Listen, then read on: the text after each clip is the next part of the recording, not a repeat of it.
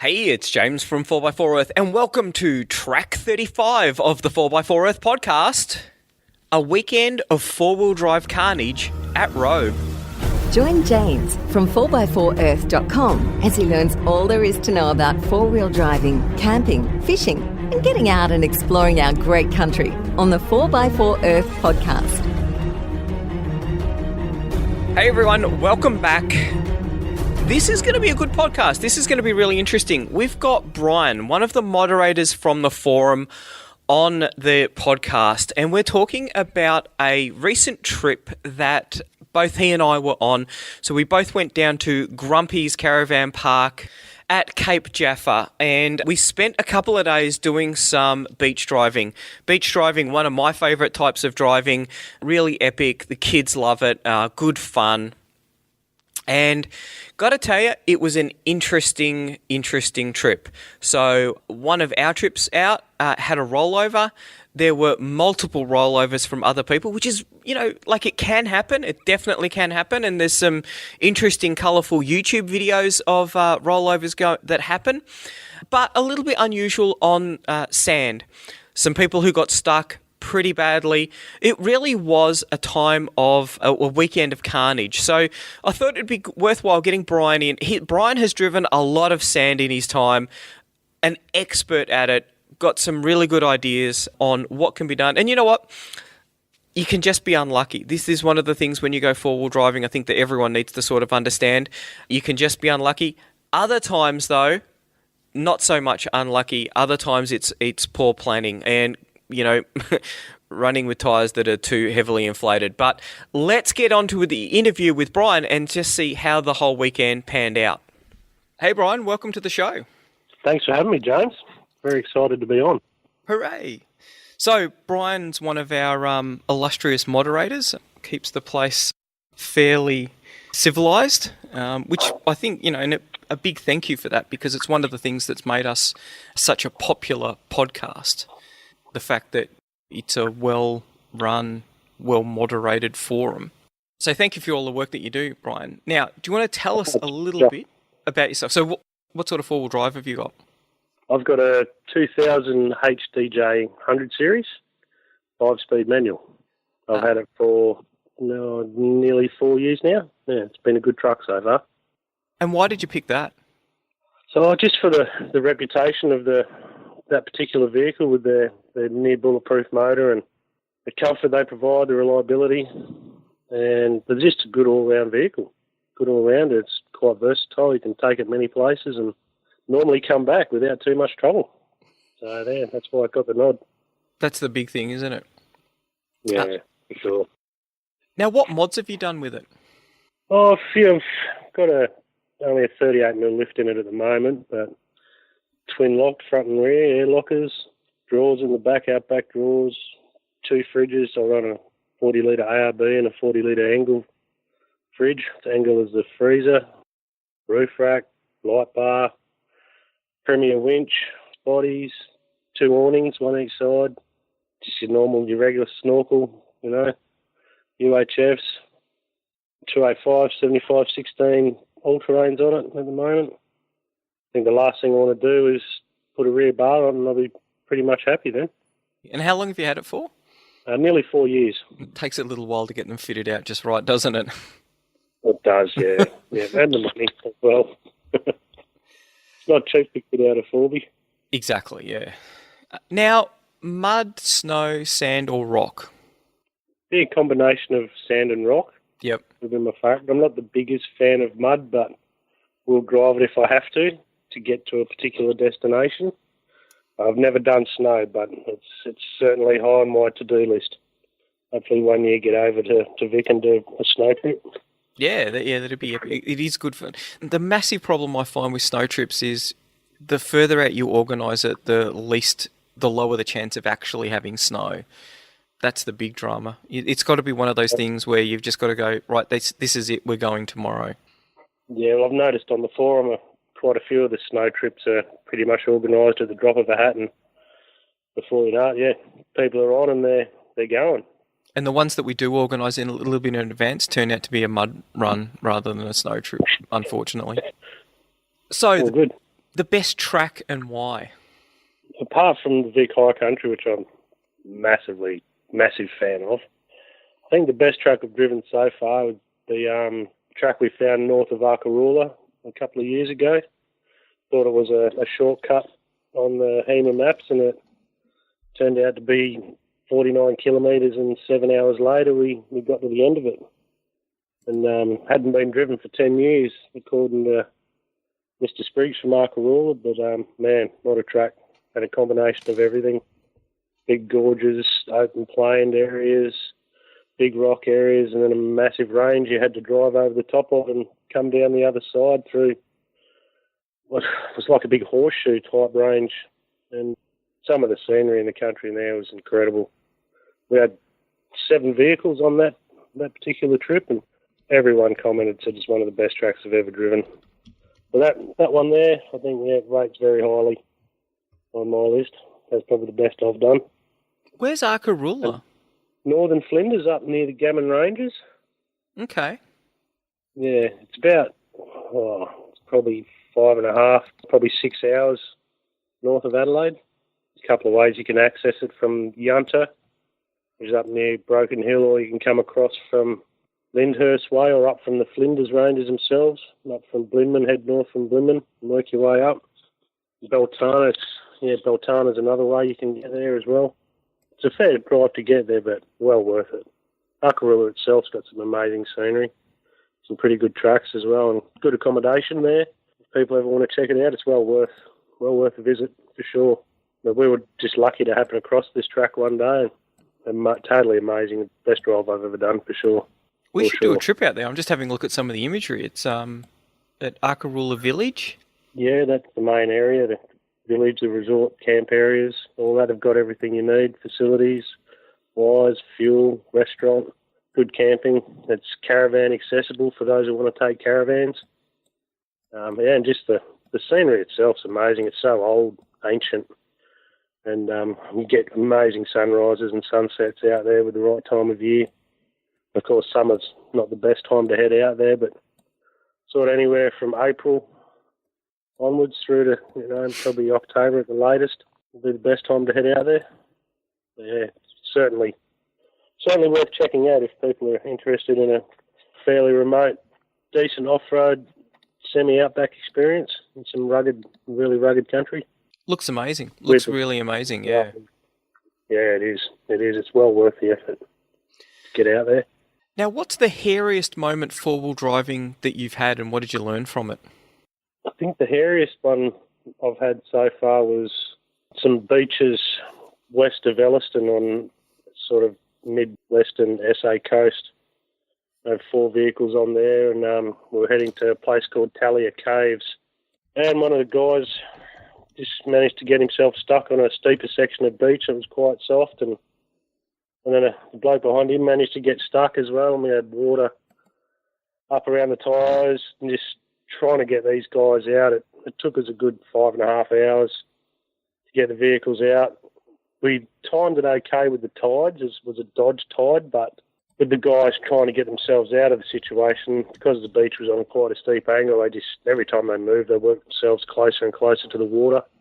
We had max tracks out. I lost a max track in there through the process, but in the end we had winch lines hooked up with 2 extension cables on. One guy winched forward. I pulled one guy forward, and the guy who was last in the convoy, he pulled the third guy out in the convoy that was stuck. And I think for me, the biggest thing I learned out of all that was, despite the situation, don't rush it. Take your time and assess it. Stop. If things are safe, have a cuppa. Just slow down and think about what could happen if you're, try and evaluate a few different scenarios in your head and try and work out the best way to get them out. And I think what we'd done at that time was we may have rushed in a little bit too much because of the panic with the ladies on the trip thinking they were going to lose their vehicles. Yep. But we did get them out in the end. It was pretty hairy. Some of the cross angles that one of the vehicles ended up from bogging itself down, would have taken much to tip it over, to be honest. But thankfully, everyone got out. There was no damage to the vehicles. The ladies were relieved. The guys were happy to have their vehicles still intact. And the only casualty was a lost max track. So overall, yeah, it was a good result in the end. But I've learned a lot from that, from a lot of beach runs I've done after that, in assessing the beaches on the angles and whatnot, and where to drive and how to approach different areas on beaches. Maybe sometimes, it's worth stopping in a safer zone and checking out something that looks a little bit sketchy first and make a decision as to whether or not it's worth taking vehicles across it in the first place. For the sake of maybe turning around and finding a different route, you could save yourself a lot of dramas with big recoveries. That was probably the best thing I took out of it myself. Mm. So how much of the beach is drivable in South Australia? Oh, there's quite a bit. We do beach drives from Port Macdonald all the way through to the Murray Mouth, up to the Coorong near Goolwa. I think that's around 460 k's in total. I could be wrong on that. Correct me if I'm wrong, somebody. But that's beaches and dune tracks all the way through. And we normally do that over 3 days, a 3-day weekend. You can get through pretty comfortably and end up back at 42 Mile Crossing where we exit. Yep. You got the beaches around Adelaide as well. Goolwa Beach, you can go to Goolwa and drive to the Murray Mouth, get to the other side of the river, which is an easy drive. It's only, I think it's about 8 k's, 7 k's or something on the beach. It's all 40 k speed limit along there, all zoned and patrolled by police. The big problem we have there is people going in and driving the dunes when you're not allowed, and they've threatened to close it many times, but I think due to the popularity of the place and the amount of people it brings to the area is the reason they leave it open, because it helps the township out in the local community. From there, you've got heading north. You can drive the beaches north of Adelaide up towards Port Pirie, but yeah, there's a few sketchy areas up there that people seem to come unstuck with all the time. We've also got the York Peninsula. There's good beach driving over there as well. Then you got over towards Whyalla. Whyalla's good driving, and you've got Coffin Bay down at Lincoln. Then you can work your way west from there, from Sharinga. There's beach driving there, and across to Elliston, across to Venus Bay. But you've got to be careful on those beaches. They're pretty hairy. They're very hairy, actually, and you don't get this sort of traffic you do through there like you get down the southeast around Robe, Beach, Port Canunda areas. So you got to go with a group and just be very careful with the tides and conditions. If there's big storms predicted, you're best off staying away from that. And then you can go right across to sort of, almost to Ceduna and further across Fowler's Bay. There's a fair bit of beach driving can be done. A huge amount of beach driving, yeah. Yeah, you just need to be careful. People take it for granted how one beach can be so easy to drive and have the misconception that most of them are going to be like that. And a lot of people go ill-equipped, and that's when they get into strife and need to call for help. Or, there's been so many vehicles lost down the southeast over the years. It's remarkable. Every time we go down there, there's always people stuck here and there and going down, not really prepared for the conditions. So they change all the time. I think the biggest issue is tyre pressures. If people understood more about tyre pressures for sand driving, there'd be a lot less drama. I believe anyway, that's my personal opinion. Exactly. So this sort of brings us into the reason for the podcast. So a couple of weeks ago, we were all together for a bit of a 4x4 Earth meetup. Yeah, that was a good one. Staying at Grumpy's new caravan park.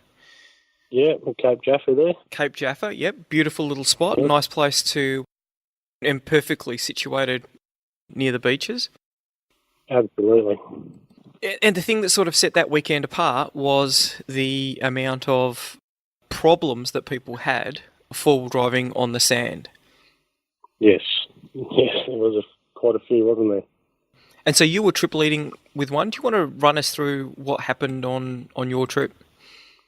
Sure. We left Cape Jaffa. We had 8 or 9 vehicles on that drive, and we headed north up towards Kingston. We had a fantastic run up to Kingston. Stopped in at the servo and the bakery at Kingston, had a quick morning tea, then jumped on the beach there and headed up to the Granites, which is a rocky outcrop on the beach. Fantastic run up to there. And then our destination was 42 Mile Crossing. Now, just one question about the Granites. Yeah. How many people do you think... So, for those who haven't seen it, it's a couple of rock... Or is it one big rock just sort of... There's a couple of big granite boulders on the beach itself. I don't know how long they've been there, how they come to be there. It's a bit of a mystery to me. But it's a fantastic spot. There's a couple set out in the water, which is a reasonable distance off the shoreline itself, but there's one on the beach at low tide that you can park around, and I know people drive up on it and get that particular photo. I haven't done it myself. I know guys that have, but yeah, I think it's frowned upon a bit by the locals and the maybe parks and whatnot. It's a great spot though. Good spot. Worth checking out. Because the reason that we stop and talk about this is we drove along, and so it was us and Grey Ghost and Kylie, just the two of us. It's a pretty easy driving, just out having a bit of fun. And we got to the Granites, and I just thought, this is, it's a geographic location, attraction, something to have a look at. And then I saw some tyre prints, and then I thought, damn it, someone has driven up here. And I thought that would make an epic photo. I've seen quite a few photos of vehicles parked on there, and it looks really cool. It really does. But like I say, I haven't done it myself, but I know guys that have, and I'm not sure how it's actually seen as such by different departments and whatnot, but yeah, I think it is frowned upon to actually do it. I think if you took your time though, because one side of it's fairly steep, the other side is actually quite a shallow ascent, isn't it? You'd be able to get up there quite easily. You might have a bit of trouble. Oh, yeah, you could get up there quite easy. With your departure angle coming back the other way. I suppose you could almost reverse on it. We took some photos there. Probably better off driving up that side, I would say. Drive up the steeper side and descend off the easier side. Yeah.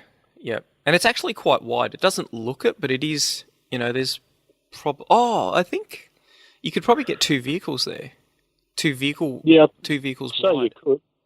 Yeah, both would be on a bit of an angle, but you could fit them up there quite easily. And if you have a look on top where the tyre tracks are, you have quite a large rock area each side of the tyre tracks. So it is quite wide, the rock itself. So you get two vehicles up there, no worries. The interesting thing... But again, I'm not condoning doing it as such, but... If you were responsible... Because the thing I'm thinking about is this could be one of the most iconic four-wheel drive photos in Australia. Other than parked on top of Big Red or up the top of Blue Rag or something. And I was just going to say, Blue Rag, obviously that's one of those photos that everyone wants to get. Yeah. And when you're talking about those iconic photos, it's I think about the money that gets pumped into the local economy. Oh, for sure. Because you only have to look... Yeah, sorry, you go. I don't think there's a problem with that down sort of that area of the southeast of SA. It's very popular. All the little towns seem to benefit quite well on any sort of holiday period or long weekend. It's always flat out and busy as down there, for sure. And Robe is quite a remote town, isn't it? But it's thriving. There's money flowing through that town. Absolutely there is, yeah. There's a massive fishing community there as well. Yep. As you know yourself, the crayfish there are phenomenal. Extremely large as well, and a lot of that gets exported offshore. So there is a lot of money that goes through the town, but the tourist component, I wouldn't have a clue how much gets pumped into the towns over the peak seasons, but yeah, it'd be quite a lot, I'd imagine. Beachport's the same. That's not as on the same scale as Robe as such, but still very, very popular. Normally both the caravan parks are chock-a-block full on any long weekend or through the holiday periods, school holidays and whatnot. Yep. That place does pretty well. Same with Southend around the other side of the bay. That's quite popular as well. So, yeah, there's some good little villages along the coast itself. So, that's our little diversion. The Granites. What happened after the Granites? Yep. Okay, so after the Granites we continued on up around the 32 mile crossing mark. The beach was starting to get quite a bit softer the angles were starting to increase. I'm not sure what degrees they would have been at, but they were reasonably steep. Got to 42, no worries. Everyone got through with no dramas at all. Mostly stuck in the high line up on the dune edge sort of thing, not in the dune themselves, but along the edge of the dune. Into 42 Mile, had lunch there, good lunch. And there was a bit of debate on which way to go back. I know a few people wanted to go back to Cape Jaffa via the blacktop, but there were a few of us that wanted to go back via the beach, so that was the decision we made. We got back down to the beach and started heading south again, and we only got what would have been lucky to be 2 kilometres, and there was a vehicle stuck in a pretty precarious situation.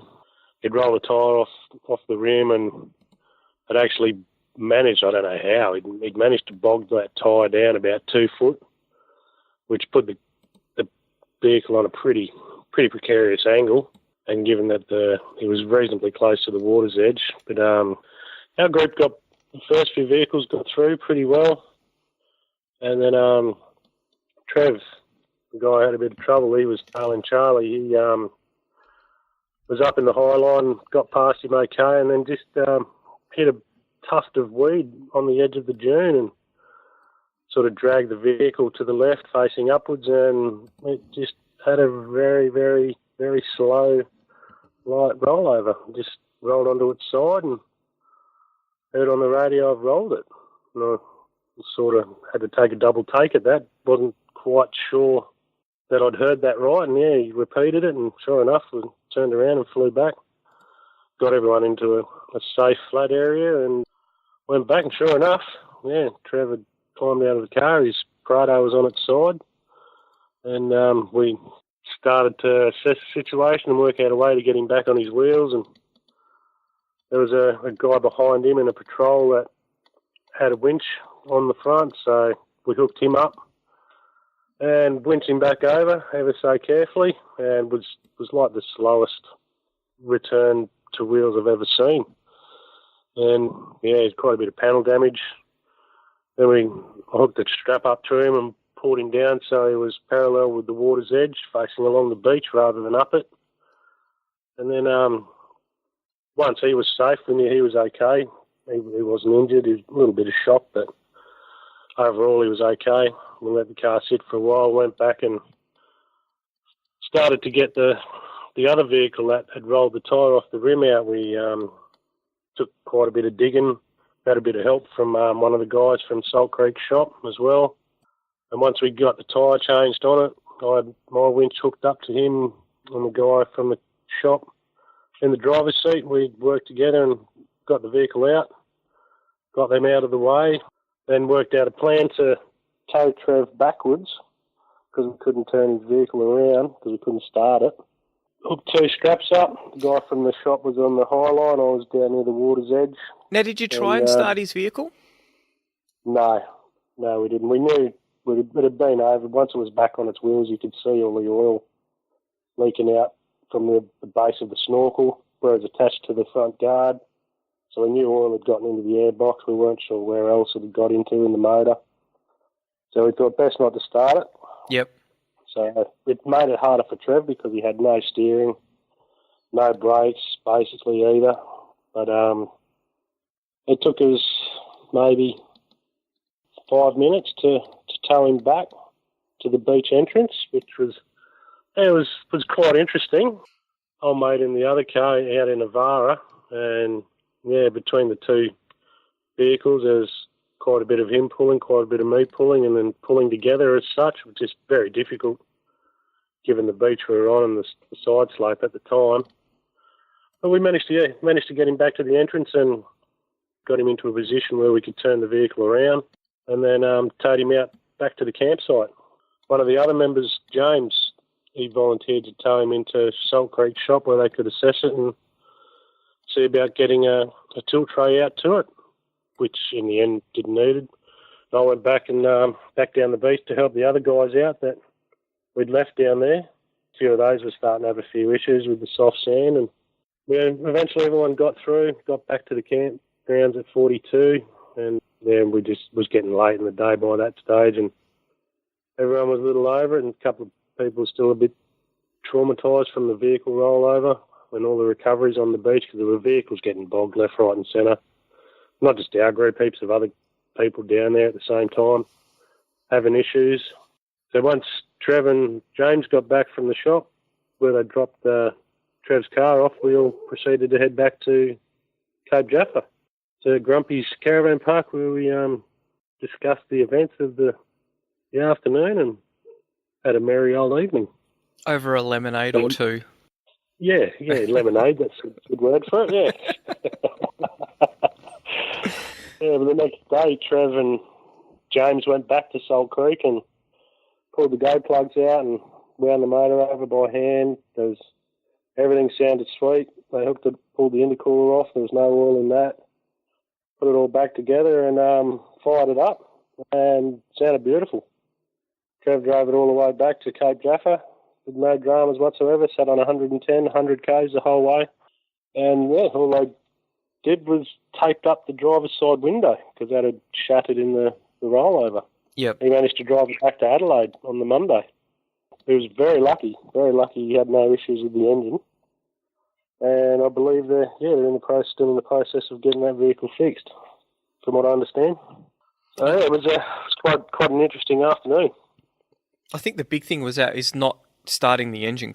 I didn't know that you need to give it a bit of time for everything to sort of drain out.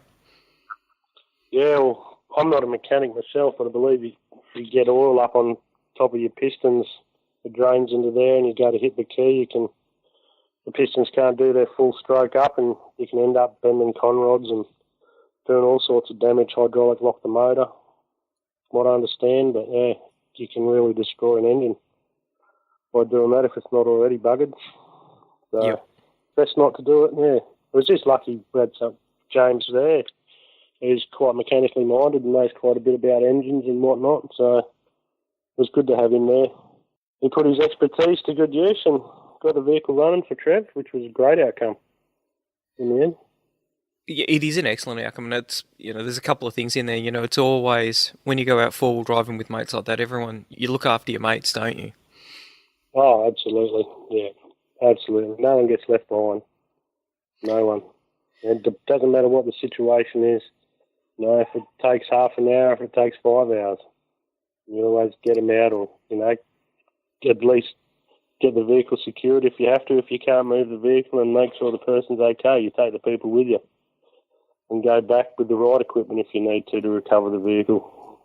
Depends on the situation, I suppose. Exactly.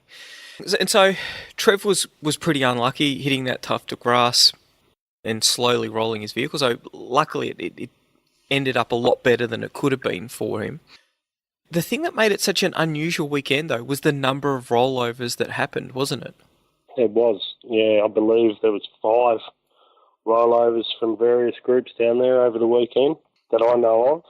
Yeah, I've been going down there a long time and never heard of that many vehicle rollovers in one weekend.